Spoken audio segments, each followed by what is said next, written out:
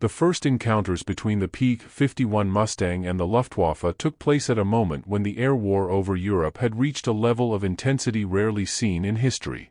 Germany still possessed a formidable fighter force, battle-hardened from years of combat on every front, and confident in the skills of its pilots and the capabilities of machines like the Bf-109 and the FW-190. The arrival of the Mustang was not sudden, but when it finally reached the heart of the European theater with long-range escort missions, the effect on German pilots was immediate and unsettling. At first, the Luftwaffe did not know how decisively this new American fighter would alter the air balance. Many German pilots assumed it was simply another Allied aircraft, perhaps faster or longer-ranged, but not revolutionary. They would soon discover how mistaken that assumption was. In its earliest encounters, the P-51 Mustang surprised the Luftwaffe with its combination of speed, maneuverability, and endurance. German pilots had become accustomed to facing shorter-range Allied fighters like the P-47 Thunderbolt and P-38 Lightning, which could threaten German airspace but could not accompany heavy bombers deep into the Reich. This limitation allowed the Luftwaffe to intercept American bomber formations with relative safety in the later stages of missions, once fighters had turned back. When the Mustang arrived, however, that dynamic changed dramatically. Suddenly, American escort fighters did not leave. They remained beside the bombers over Berlin, Leipzig, Hamburg, and other vital industrial centers. German pilots who rose to attack the bombers expected to find only defensive guns, but instead found themselves diving directly toward Mustangs waiting for them. That shift caught many pilots off guard, creating a psychological shock that accompanied the physical danger of facing a faster and more modern fighter. During these first confrontations, Luftwaffe pilots attempted traditional interception tactics. They climbed above the bomber stream and prepared for diving attacks, usually in groups of Bf-109s or FW-190s, relying on speed and surprise. This tactic had worked exceptionally well against earlier American escorts, whose range limitations prevented them from sustaining protective coverage. But the Mustang, with its outstanding high-altitude performance and ability to accelerate quickly in a dive, remained with the bomber stream and counterattacked fiercely. Many German pilots later wrote in memoirs that, during these early battles, they suddenly found Mustangs diving after them in situations where they expected to escape easily. The P-51's laminar flow wing and powerful Merlin engine gave it the speed needed to keep pressure on German fighters during vertical maneuvers, reducing the effectiveness of the Luftwaffe's favorite tactic. The psychological effect grew even stronger as German pilots recognized the Mustang's persistence. When they broke away from combat and expected to return to base safely, Mustangs often pursued them deep into German territory. This was shocking because, for the first time, enemy fighters threatened German airfields themselves. Pilots returning to land after combat found Mustangs circling overhead. Aircraft damaged by bomber defenses, which had once been able to glide home unchallenged, were now hunted. This contributed heavily to the decline of the Luftwaffe's experienced pilot corps, as even those who escaped initial combat did not always reach home. American pilots flying the P-51 were also learning. Early encounters revealed that while the Mustang was extremely fast, it was lighter and more delicate than the rugged P-47 Thunderbolt. Mustang pilots had to adapt to closer, more aggressive tactics and maintain speed at all times. Still, once they mastered these techniques, their ability to engage Bf-109s and FW-190s on equal or superior terms became undeniable. Many Luftwaffe pilots initially attempted turning engagements, believing that the German fighters retained an advantage in tight maneuvers. But the Mustang, especially at medium to high speeds, proved fully capable of holding its own. Some German pilots later admitted that if a Mustang pilot managed to get into their turning pattern, the fight grew dangerous very quickly. The Mustang's roll rate and stability allowed skilled American pilots to counterattack at angles previously thought too risky. In longer dogfights, the Mustang's endurance proved decisive. German fighters, often forced to throttle back to conserve precious fuel, could not afford drawn-out engagements. The Allied strategic bombing campaign had already targeted fuel production in the Reich, drastically limiting supplies. Each combat mission placed enormous strain on German logistics, while the Mustang's ability to escort bombers from England to the farthest targets and back gave American pilots great flexibility. They could remain above the bomber stream for hours, flying in shifts to keep constant pressure on the Luftwaffe. German pilots found themselves outnumbered not only in the air at any one moment but over the duration of the mission. There was no moment of weakness, no empty space, no relief from escort fighters. For a pilot used to earlier stages of the war, this was demoralizing. As encounters became more frequent, the Luftwaffe attempted new tactics to counter the Mustang. One method involved attacking from extreme altitudes, higher than the bomber formations and sometimes even higher than the Mustangs themselves. This forced the American fighters to climb, sacrificing speed in the process. But the P-51's climb rate was exceptional, and well-coordinated American groups often intercepted German fighters before they could execute their planned dive. Other Luftwaffe pilots tried massed frontal attacks on bombers, believing that the escort fighters could not react in time to prevent the initial pass. While this sometimes succeeded in damaging bomber formations, the Mustangs regrouped quickly and chased the attackers relentlessly, often catching them in the aftermath of their high-speed runs. By early 1944, the effect of Mustang encounters on the Luftwaffe was becoming painfully clear. Losses increased dramatically, not only of aircraft but of irreplaceable veteran pilots. The German training system had been disrupted by Allied bombing and shortages of fuel for flight instruction. As a result, new pilots arriving at the front often had minimal experience, facing some of the best-trained American airmen flying one of the most capable fighters of the war. Accounts from German pilots reveal the confusion and fear that spread among inexperienced aviators. Some described the Mustangs appearing suddenly from high altitudes or from the sun, attacking before German formations could organize themselves. Others wrote that they were warned repeatedly not to engage Mustangs alone under any circumstances, as doing so was almost certainly fatal. The Mustang's presence also forced a drastic change in Luftwaffe strategy. Instead of carrying out offensive sweeps or maintaining control over specific regions, the German fighter force was increasingly tied to defensive operations. They had to concentrate near industrial areas, oil facilities, and cities likely to be bombed. This reduced tactical flexibility and allowed the Allies to exploit gaps in German defenses. When the Luftwaffe attempted to mass fighters for a major interception, the Mustangs disrupted their formations before they could assemble properly. American pilots were instructed to seek, engage, and destroy enemy fighters wherever they found them, not merely escort bombers, and this aggressive doctrine quickly eroded the Luftwaffe's operational strength. For German pilots, the frustration grew deeper because the Mustang seemed to appear everywhere, over France, the Low Countries, the Ruhr, central Germany, even near the borders of Czechoslovakia and Austria. No region felt safe. The P-51's effectiveness also grew as new tactics were refined. American escort groups learned to fly in layered formations, with some pilots protecting the bombers and others roaming far ahead or above the bomber stream to intercept the Luftwaffe before attacks could form.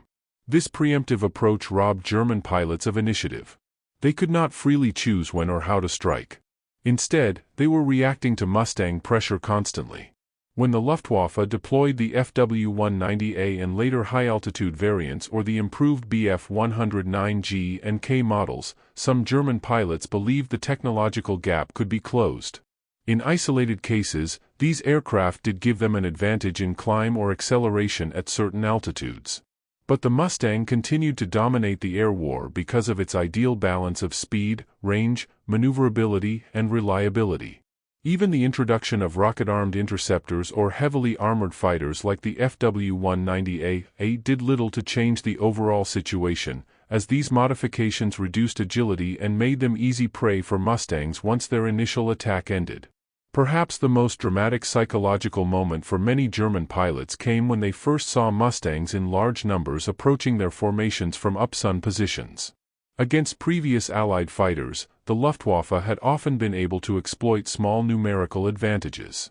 But with the P-51, American forces frequently outnumbered the defenders. Waves of Mustangs attacked in coordinated groups, sometimes catching German fighters as they took off or formed up. Veteran pilots later wrote that the sky belonged to the Mustang during these engagements. Even before firing a shot, the presence of dozens of Mustangs circling above created an atmosphere of inevitable defeat. The transformation that the P-51 brought to the air war over Europe was not instantaneous, but once it occurred, the Luftwaffe had no realistic means to reverse it. What started as a series of smaller encounters rapidly grew into a relentless campaign of attrition that Germany could not sustain. The Mustang's role in escorting bombers, hunting interceptors, and dominating high-altitude airspace made it a symbol of Allied air superiority. Each time it encountered the Luftwaffe, the balance tipped further in favor of the Allies. By the spring of 1944, many German leaders privately admitted that achieving air superiority again was impossible. As the conflict progressed into its final stages, the encounters between the P-51 Mustang and the Luftwaffe became increasingly one-sided. German pilots continued to demonstrate remarkable bravery, often taking off in aircraft that were poorly maintained, low on fuel, or armed with whatever ammunition was available. Yet courage alone could not overcome the overwhelming disadvantage created by the Mustang's presence in the skies. In many ways, these late-war confrontations highlight not only the technical superiority of the P-51 but also the collapsing infrastructure of the Luftwaffe, which had once dominated Europe's airspace with unmatched confidence. In numerous reports from American fighter groups, pilots described seeing German aircraft attempting to climb to altitude only to be intercepted within minutes. The Mustang's ability to reach high altitudes quickly made it extremely difficult for the Luftwaffe to stage coordinated attacks. Even when German controllers ordered mass interceptions, radar stations and communication lines were disrupted by Allied bombing. This left many German pilots isolated, unaware of larger formations of Mustangs circling above them. The confusion created openings for American pilots, who were trained to strike rapidly and decisively. They often dove on enemy formations before the Luftwaffe pilots had time to organize themselves or even realize they were under attack. In these chaotic circumstances, the German fighters gradually lost their strategic purpose. Instead of shaping the air war, they were merely reacting to it. This shift was particularly visible during the Big Week offensive in early 1944, when Allied bombing raids targeted German aircraft factories with devastating accuracy. The Mustang's escort capability allowed these missions to penetrate deeper than ever before. The Luftwaffe attempted massive resistance, throwing every available fighter into the skies. Yet the Mustangs, flying in coordinated groups ahead, above, and alongside the bombers, shredded German formations before they could close in. Many Luftwaffe pilots later recalled the hopelessness of seeing Mustangs dropping from high altitude in aggressive diving attacks, often striking from multiple directions simultaneously. These coordinated tactics left little room for escape. Even for experienced German aces, the situation became increasingly dangerous. Pilots with dozens or even hundreds of victories found themselves in the crosshairs of young American flyers eager to prove themselves.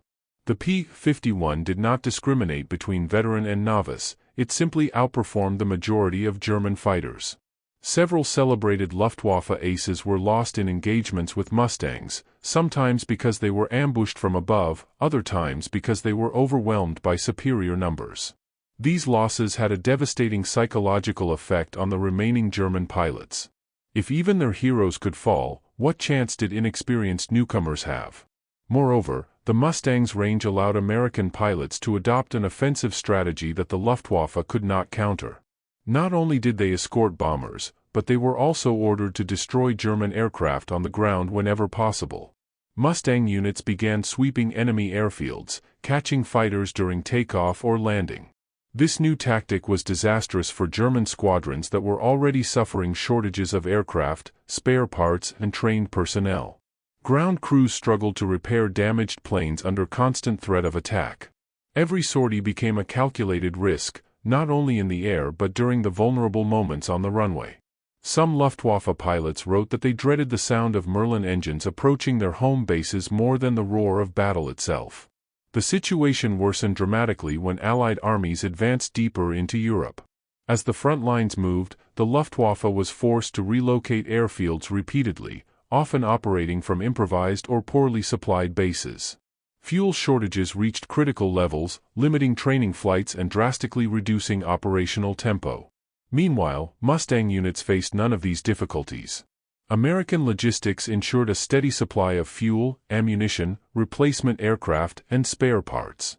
The resulting contrast in readiness allowed the Mustang to maintain relentless pressure, while the Luftwaffe struggled just to keep a few aircraft airborne. When the Luftwaffe introduced the Me-262 jet fighter, some believed the tide might turn. The jet was faster than the Mustang and capable of devastating bomber formations if left unchecked. But the Mustang's adaptability again proved decisive. American pilots were instructed to target Me-262s during their most vulnerable moments, takeoff and landing. The jet required long runways and could not accelerate quickly. Mustang squadrons patrolled near known jet bases and ambushed them as they approached for landing or climbed slowly after takeoff. These tactics proved highly effective. Even though the Me-262 was technically superior in speed, it was strategically outmatched.